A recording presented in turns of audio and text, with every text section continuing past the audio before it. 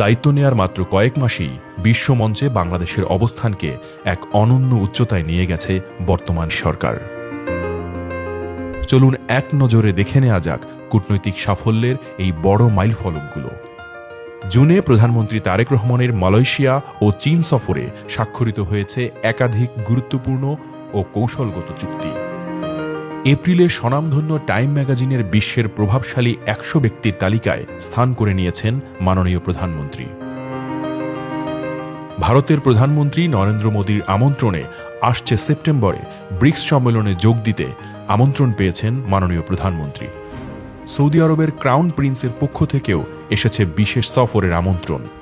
আগামী ২১ সেপ্টেম্বর যুক্তরাষ্ট্রে জাতিসংঘ সাধারণ পরিষদে প্রথমবারের মতন ভাষণ দিতে যাচ্ছেন মাননীয় প্রধানমন্ত্রী তারেক রহমান।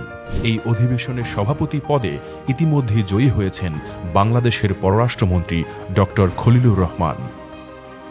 সবার আগে বাংলাদেশ, এই নীতিতেই আজ বিশ্বমঞ্চে এক আত্মমর্যাদাশীল ও শক্তিশালী রাষ্ট্র হিসেবে মাথা উঁচু করে দাঁড়াচ্ছে আমাদের প্রিয় জন্মভূমি বাংলাদেশ।